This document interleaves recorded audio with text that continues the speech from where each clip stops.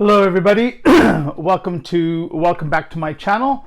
I'm Henry Haight. I'm a multidisciplinary artist and I'm presently in Southern California in my parents' home and makeshift studio.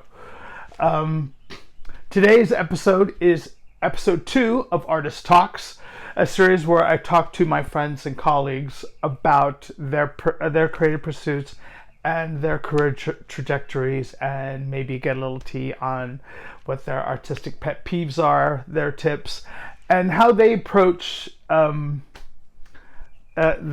artist, their creative process. Today's interviewee is a good friend, Mason Storm. Now, Mason is a bit of an enigma. I say this because unlike Banksy is completely anonymous and an entity that is an anomaly that, although his work is based in irony, he is his identity is unknown to anyone. Whereas when Mason has a show, he is physically present, but his identity is concealed in a designer balaclava. How do I explain this? Imagine MIA, styling an artist and sending him out, and that's pretty much Mason. I met Mason 2013 at West Bank Gallery in London. We were showing at an exhibition, and I had seen his work before where he had taken toys and he'd make these, much like James Cotty, where he makes these diorama kind of things, and very, very cool. And there was one I remember, it was, it looked like a military hodgepodge of something you would see in a Mad Max movie, and it was impeccable because it had stained glass windows and a canon and all this little people all over it, and I mean, detail was down, and he still does that today. And I'll leave a link into where you can see some of his work. But our first meeting was not one for the books, but it was highly memorable because the director of the gallery pointed him out to me, and I approached him and said, "Hey, I'm Henry Haight. I love your work. Nice to meet you." And you know what that motherfucker did? He just sat there and stared at me and didn't say a fucking word. And I was like, like, he made it sound like I walked up to him and farted in his mouth. I didn't, but come on. The funny thing about London art scene is that it can attract some very colorful people, and like Plastica Pandemonium, Daniel Lismore, they are both amazing artists in their own right. And it's always nice to see colorful people at, exhibitions, because it kind of heightens the art exhibition to an art happening. You want names. Get on to Joan Collins and tell her it's free champagne, that kind of stuff. But in this meeting, that there were some highfalutin people, and Mason just stuck out like a sore thumb, only because his presence is so commanding. And I have to tip my hat to him, because he has kept it up, and he's still in the game and still knocking out great work. So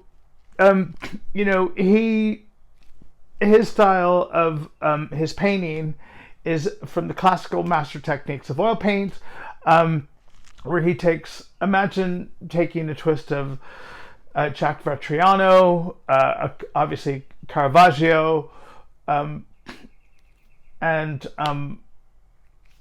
Norman Rockwell, and them taking the acid trip together, and then you get a Mason Storm painting, and that's how the best I can. But the whole thing is that you don't forget it. And currently, right now, we are both in a show in the Isle of Wight right now through our gallery, West Bank. So props to that. I will leave a link in the description below. And hopefully, I will also tag West Bank so you might see some of the photos from the exhibition through their social media. So with this, you will get to see, Mason's creative process. And with that, I will shut up. So I thank you again. Don't forget to hit the notification button for updates. Don't forget to hit the like and subscribe button, and let me know your comments down below. But in fact, I give you the incomparable Mason Storm.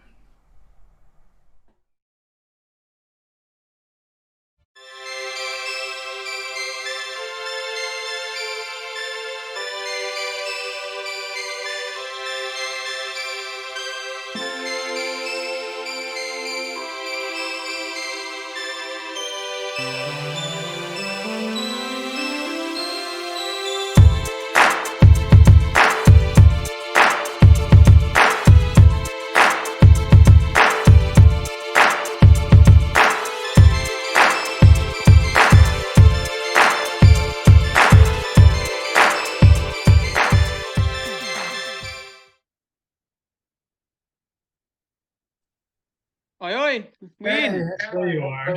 Yeah, can you hear me? Yeah, I can hear you. How you doing? Can you hear me? I'm all right. I'm good. You're right.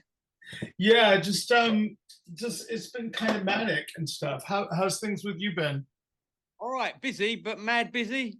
Like just. Yeah, no, it's you've got a show coming up or anything right now? I was meant to have a show. I've just literally finished a body of work, which is like a year's work, but I'm having trouble finding somewhere decent to show it. Right. Okay. So I had an idea to use the Crypt Gallery, the one in Euston in London. Right. Okay. It's all very religious stuff and whatever, but I put the proposal forward, and the lady looked at the work and just went, "No, sorry, not for us." Really?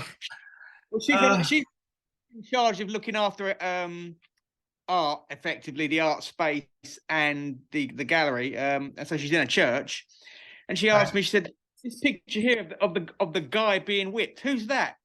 I went, "Oh my giddy, that'd be Jesus. The fella that's upstairs in the church." Yeah. Well, I think some people are too damn PC right now, or too ultra hypersensitive. It's like in the midst of a culture war. Yeah, I mean that's what I've found. I sort of get it. I understand that some people might be offended, but they're not my target audience, and they're not likely to come and pop in and see the show anyway. You can put a disclaimer at the front, but it's sensibilities at the moment. Everyone's scared of saying the wrong thing, doing the wrong thing. So it is what I'll get it shown somewhere at some point, but just depends on when and how and who. So Mason, I was going to ask you, how long does it normally take you to work finish a piece? Say, like the piece behind you. So that one behind me, that was about the original of that's about 30 by 40 inches, something like that. Yeah. So that one is really detailed. That's a really, there's a lot of layering goes on with that one. So that probably takes 6 months, something like that. I mean, I know a lot of painters that can do that kind of thing really, really quickly, but I'm not that. I am proficient, but not proficient enough to be able to just like keep bashing them out every, couple of weeks or so. I mean, I've been doing a lot of looser work lately, which I quite enjoy doing, and they're a little bit easier. They can take 3 to 4 weeks for me. I know some artists can do them in a week, but it's not. Yeah, no. If I do oils, I like doing loose impasto stuff and virtually the layering. I'm not as proficient in Grizel and that stuff, the salon style. But I'm not sure, that's me. I like the imperfectness of expressionism within oils and stuff. I'm finding that myself as well. I mean, a lot. I did one for a friend of mine of a Sikh warrior, and it's really, really loose. It's literally just slapped on, and I really enjoyed doing it. It took me about a week, something like that, to do, and everyone seemed to love it. So I'm thinking maybe I'll do a bit more of that. It's just so much easier. And at the moment, because of a few medical problems I've got a thing going on my hand and my shoulder. I can't spend 4, 5, 6 hours a day on a painting because I'm crippled by the end of the week. So until I've got the operation to sort the shoulder and the hand out, is it like tendonitis? I've got a carpal tunnel syndrome thing, so they've got to cut that there and reroute the nerve or take the pressure off.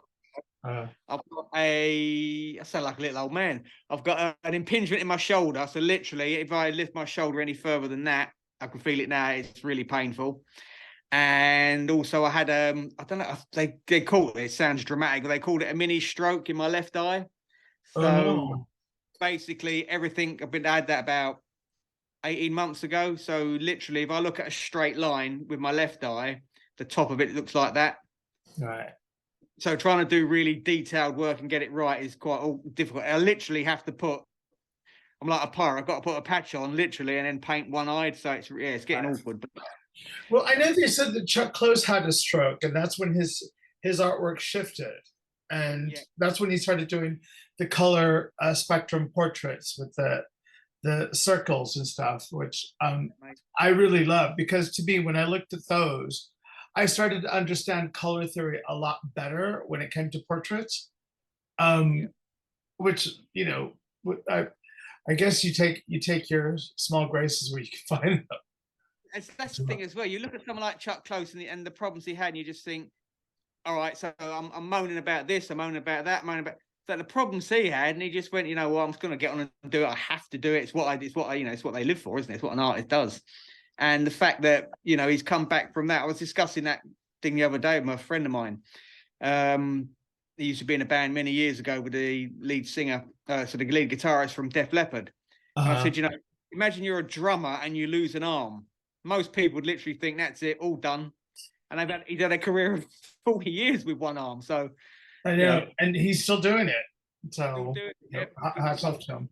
So okay, so the goal of this is to virtually kind of understand each artist's pursuit in the trajectory, creative, like where they grab their influences and stuff, and why they do what they do. So how long have you been an artist for? I mean, I've been doing art since I was at school, 12, 13. So a good 5 years now. No, so that's what's that? 13. It's getting on for 40 years, which is quite scary. So I've always done art. Obviously, I did lots and lots of other jobs. I mean, all sorts. But art was the only thing now that I find can keep me engaged for any length of time. I mean, professionally, doing it full time, it's been about 10 years now. I mean, It's flown. It's been about 10 years that I've been doing it as my living. Right. Yeah. No. What did you do before that? Oh my giddy aunt, let's go. There's a lot of them. So I was a barrister. Okay. That's the one with the wig, not the one that makes the coffee. Yeah. I was in the police for a while. I'm all right now though. Right. Was a bodyguard for a while. A judo and self-defense instructor. I trained full trades then. Do you know what? I found that one thing just sort of led to another, and I just kept jumping and jumping and jumping. I worked in printers. I worked as a labourer.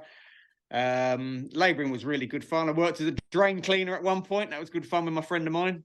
We up to my neck literally in other people's mess. So yeah, there's been a few. I'm not sure which is the dirtier profession, this or the drain cleaning, but So I've been.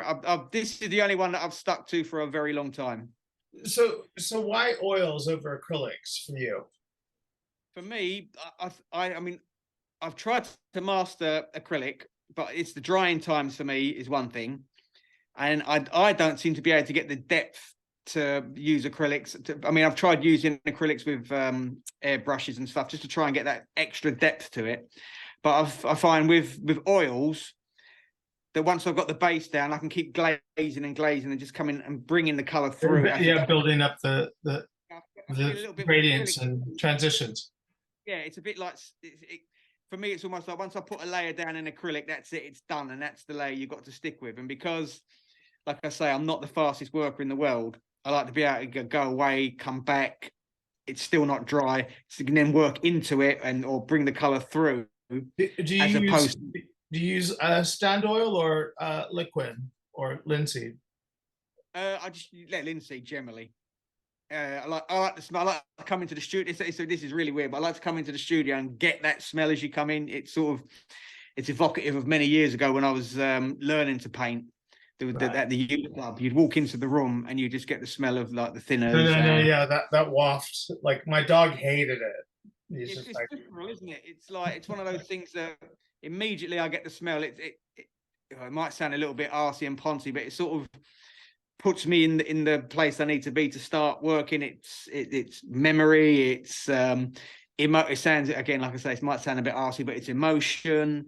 It's that whole feeling of stepping into the art world, as it were. Now, I find it very hard, for example, to work at home because obviously you don't want the house stinking of stuff.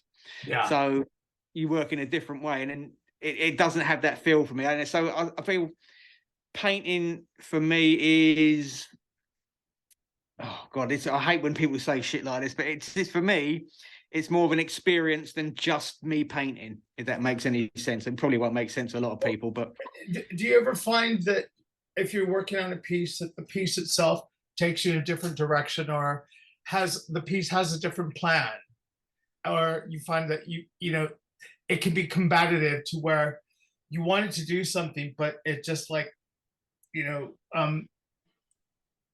like some pieces are easier than others. Absolutely. I find like if I'm, for example, if I'm doing a commission for someone, I can just go, right, give you, there's your photograph, right, great. I can just splash that out and it's done. But I find that, like, for example, one of the ones I've done, it's the one of Jesus and he's standing there. It's the one where he's showing his wounds. Yeah. And when I'm doing something like that, I might get, so I got an idea for that one because I'd seen the painting, it was an old one and I liked it. And I'd done it and I just copied it as it was and just thought, this is fine as it is.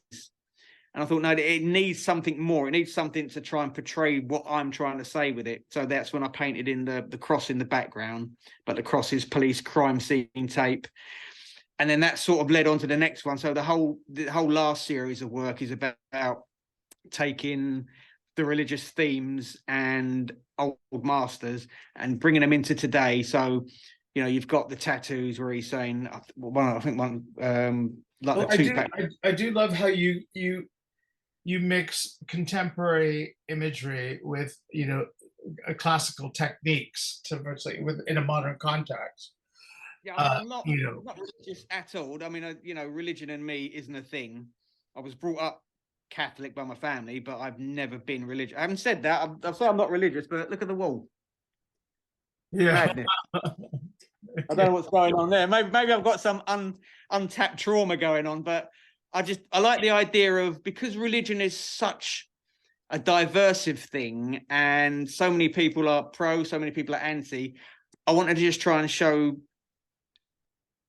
people that are anti-religion what religion can mean to people that love it, and people that love it, I want to show that this is how the real world works now, and we're taking what happened then and putting it in, contextualizing it in today's context. And I think that's a lot of the things why the lady didn't want me to do the show, because she said, you've got Jesus with tattoos, or you've got Jesus eating a McDonald's.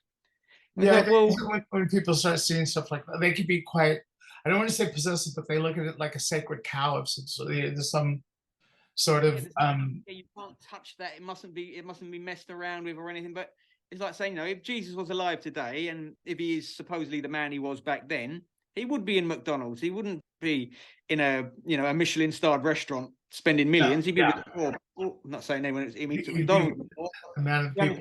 That's where he would be, where the people are, not where the higher echelons are. So, and that was the thing that I tried to get over when I spoke to the lady and saying, look, this is what I'm trying to show you. It's not anti, if anything, it's more pro-religion. It's showing, this is what happened, but in today's context. But she didn't get it, but it's what it is. I'm sure they'll sell at some point. Was there ever a piece of artwork that you saw early on as a youngster, or that made you want to actually pick up painting? Is there a particular piece that brings itself into your memory? With most young people, I think probably the thing that I can remember most from doing art as a kid was the Crucifixion by Salvador Salvador Dali. I think we all got into. I think every kid that looks for an art book stops on Dali and just thinks, that is amazing. And McGree probably. But then I got really into the more contemporary artists as well. Where it's one of those things where, like you say, you look at a piece, you think, wow. I mean, photography as well, because that's where I draw a lot of my influences from. Photography, television, all that kind of stuff. And there's a couple of photographs that really caught my eye. And there's one I still have to paint yet. And it's bizarre. I don't know why I'm not ready to paint it yet. There's a guy on a hillside in Vietnam. Right. And the medic. And there's someone that's obviously you can barely even make out the person that's underneath him. There's a guy like laying down and he's on top of him and he's looking up the hill and he's sort of half screaming, half shouting. You can see the pain on his face. And even as a kid, that picture really stuck with me. So that's one I'm going to do at some point. But the one I did recently, I've never seen with the soldier and the priest. I'm not sure it was Guatemala when there was a revolution, and there's a priest in the middle of the road, and there's a soldier clinging onto him. I've just done that one in black and white. That was another picture that really caught my eye, which made me. I do love that you take narratives of other people's work and then put a different perspective on it. You take it to a different level, because I think that's what good art should actually do. I like the way you said, look, but I don't borrow the thing. I don't outright steal them, to be fair. But and then dress it up with putting it in a modern day context. But I like to do that because it's one of those things. It's people always say to you, as an artist, what do you want to do? I want to, whatever's going on in here, I want to try and make it, physical, that other people can actually, I can explain to someone all day long why, an image is moving and it touches you in a certain way and you feel a certain way about it. But I think if you can make that thought flesh, then thousands of people can come to it and look at it and make their own decision. And hopefully, I suppose as artists, we're looking to influence people or make people think the way we think. I know I've always said, if you hate it, great. If you love it, even better.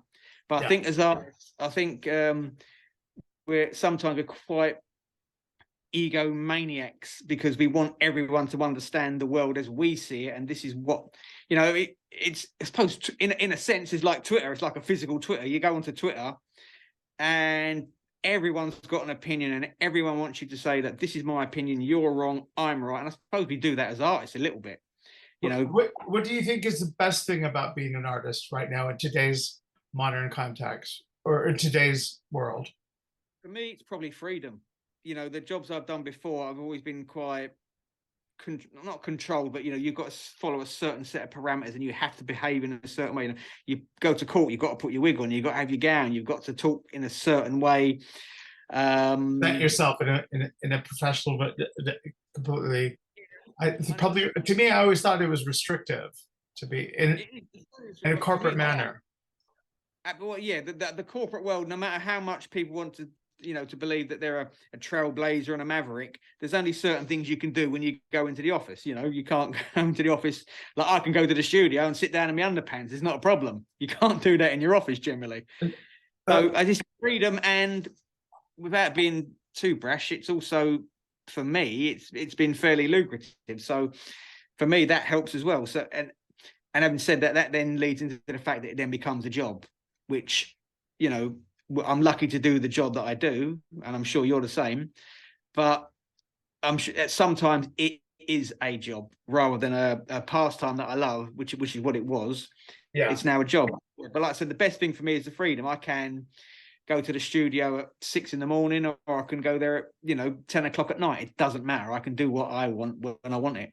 And also the people, I get to meet so many interesting people and do interesting things. Well, so I think artists mix with different classes. They're able to maneuver with and mix with different classes of people. 100%. Which is amazing.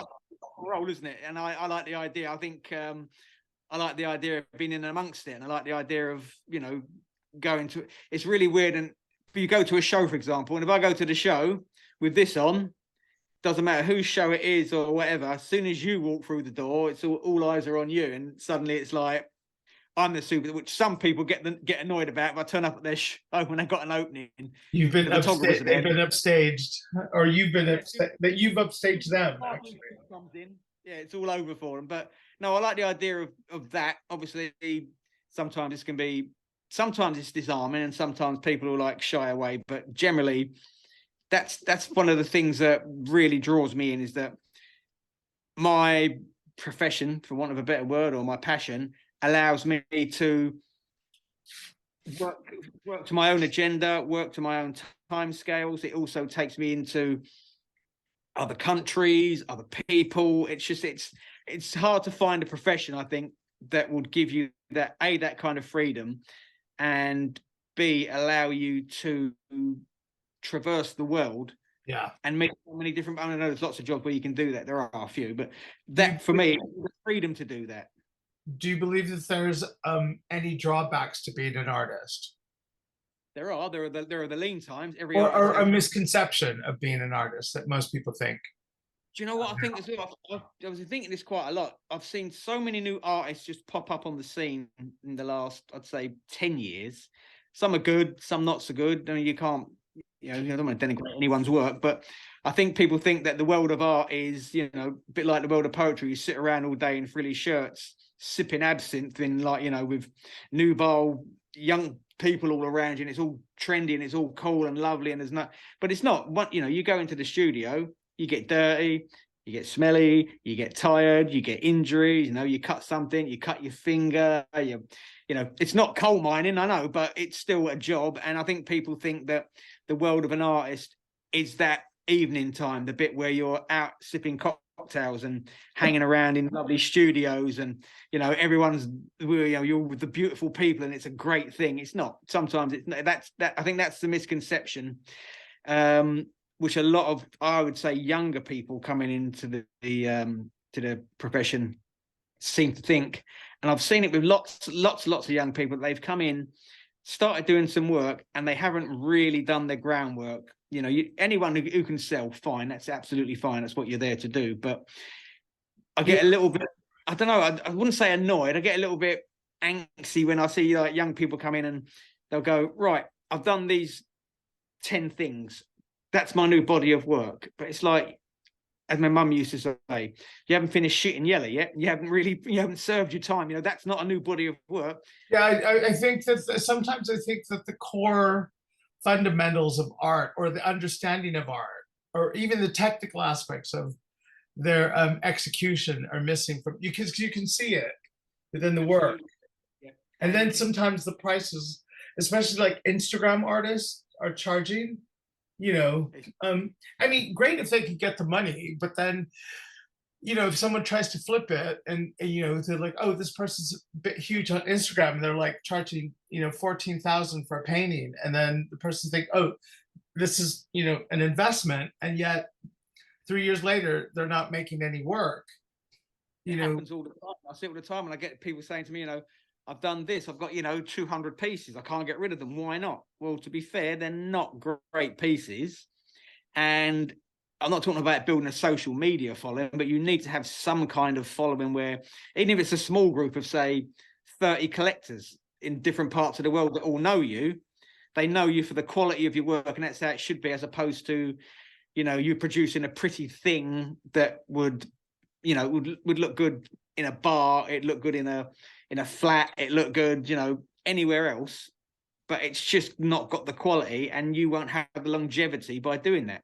And I think that's one of the things as well that's happening now with the whole AI explosion, that the stuff I've seen coming online, and people, like you said, people are selling their AI images for fortunes. And it's, that to me is, I can understand. I mean, I've been using it now. I'm doing a little series now, and I'll use it. So, it will save me sketching. If I want, a picture of, I don't know, Van Gogh hand gliding, I haven't got to sit there and try and find different bits. I can put it in, up it comes. And if I want to then paint it, I can paint it, because I've now got my reference material.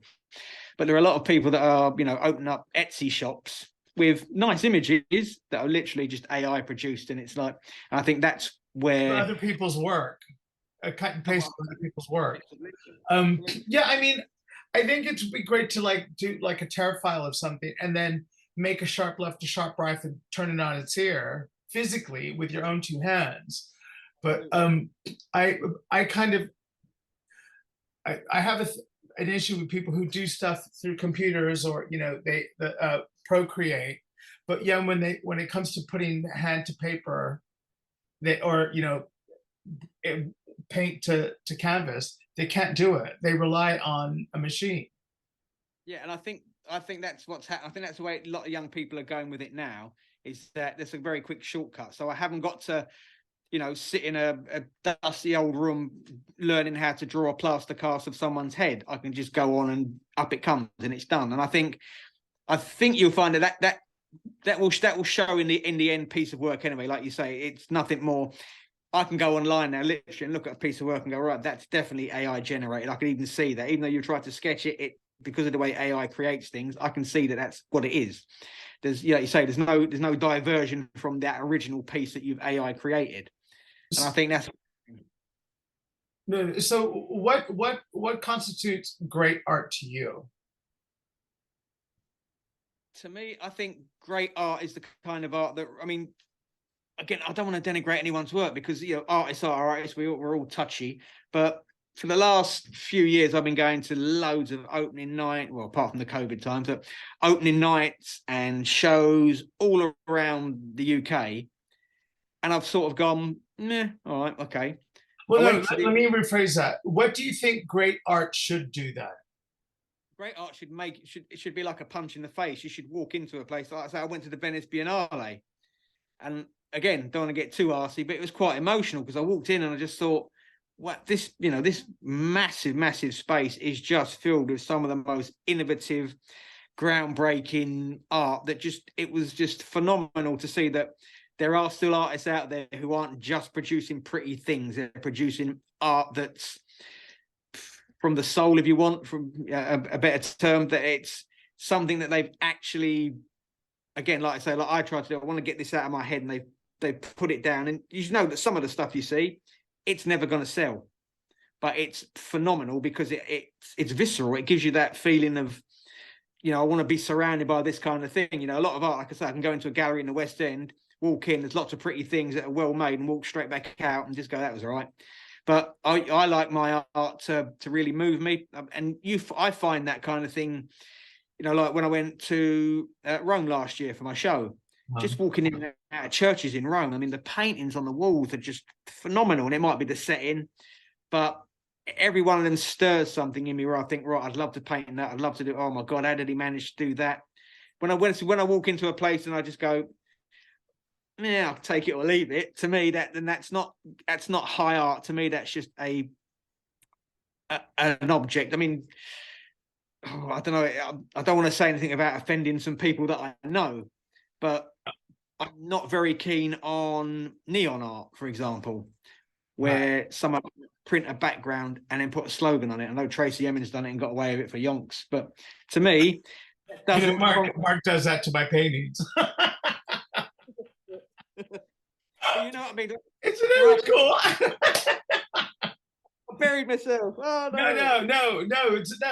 I understand what you're saying, but everyone has a subjective opinion to how, to me, art should have an impact, like an emotional gut punch, good or bad, but because but it should evoke a reaction. And if I'm indifferent to a piece, then to me it's not. Whether or not, I say a lot of people, like, that was my slogan. If you like it, buy it and love it. If you hate it, buy it and burn it. But if I don't get one of those reactions where you love it or you hate it, and people just walk in and go, it's all right, and walk out, then to me, I've failed, because I've not been able to move you in any way, shape, or form. Yeah. And if I'm doing, I might as well just start, producing plastic chairs and have done with it, because that's as much as or if you look at my with deck chairs. Yeah, it's yeah. So are there any major artistic influences or artists that have influenced your work? Well, Caravaggio for a start, all of the old masters for sure. Obviously. Caravaggio being my favorite. I think also the backstory of an artist is also a thing that I love. As artists, Philip Castle is another guy that does airbrush work from the 70s, 80s. His stuff that caught me as a kid, basically. Like I say, Titian, Caravaggio, Van Gogh, Dali, all of the big ones, as we say. But there's lots of other artists, like contemporary artists now, that I really love their work. Nigel Cox, I don't know if you know Nigel, he's an Irish artist. His work's phenomenal. I love his work. Mitch Griffiths, I think his work's phenomenal. I like him a lot. He's good. So do you think that that because right now we're at this culture where people are oversensitive to certain books, ideas, pronouns and things like that, and censorship, but do you think that art is going to be the next vestige to where that's going to be under attack, where making a painting now could be offensive to people, or they could say it's not diverse enough, it's not indicative of inclusivity, where it's just as artists you're supposed to tell a story, and now people are telling you how you should speak to everyone, or but not everyone is that way. Life is different. I think that's where that is exactly where it's going, and that's why I admire artists that will just come out and say what I mean. An artist, like you say, you're meant to tell a story, but I want to tell my story, or even your story, but with my slant on it.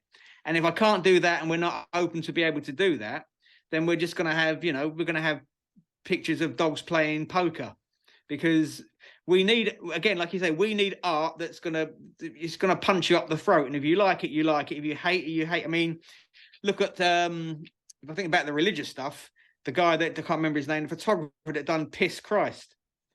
So basically it was just Andrew Serrano. Jesus in a pot of pee. Well, he, funny enough, then that caused such outrage, and it was like everyone was going nuts about it.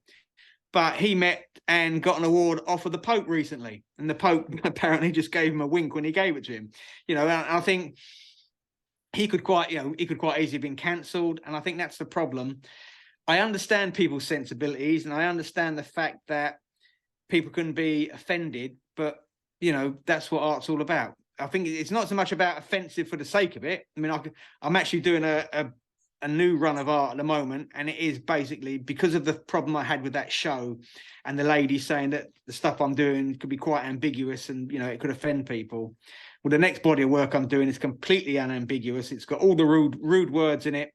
It's got all stuff that people will find offensive, and I'm sure I'll be able to cater to most offences if I can get away with it. But again, will I get cancelled? Will I not be able to show it? I don't know.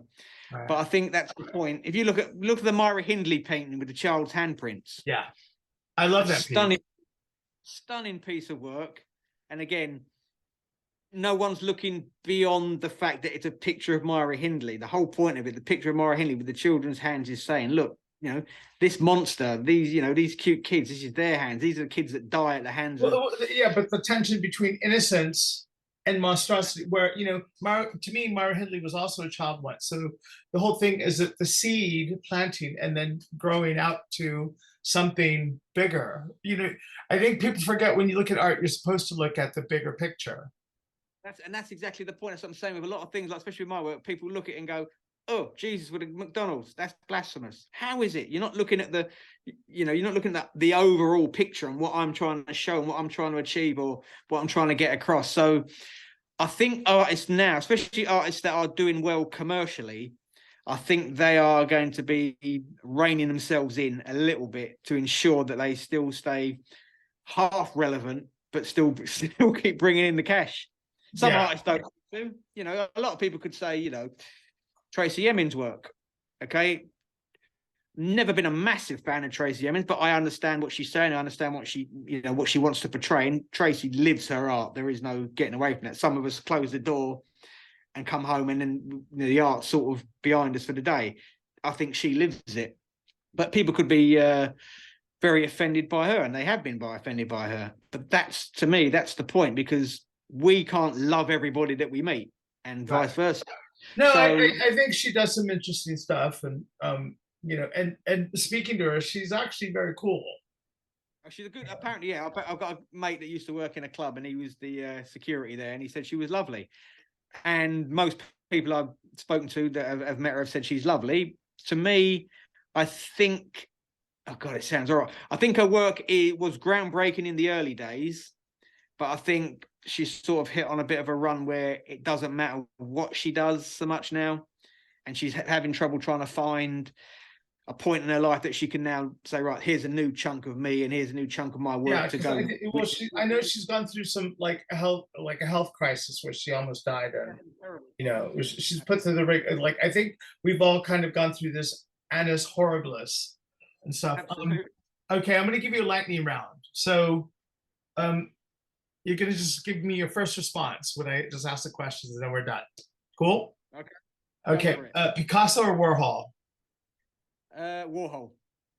Audiobooks, music, or silence when working?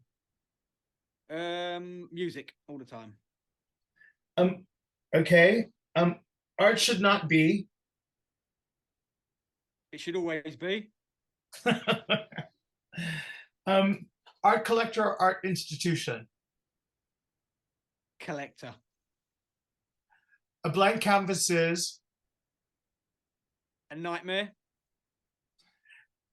And what is your famous last words? Like I said before, if you like it, buy it and love it. If you hate it, buy it and burn it. Mason, man, thank you so much, man. I'm back in October, so we got to meet up. I'm away. I think I'm going to Rome in the first week in October. So anytime after that'd be cool. Yeah, we grab a bite to eat or something. Yeah, I'd love that. And I know Paul over at Westbank is planning another show for November. Okay. I'll be here for 2 months, and then I'm just gonna start mapping out my return to England. So, but I'll definitely catch up with you, man. Big love to you. Thank you so much for this. All right, stay cool, stay golden. Bye.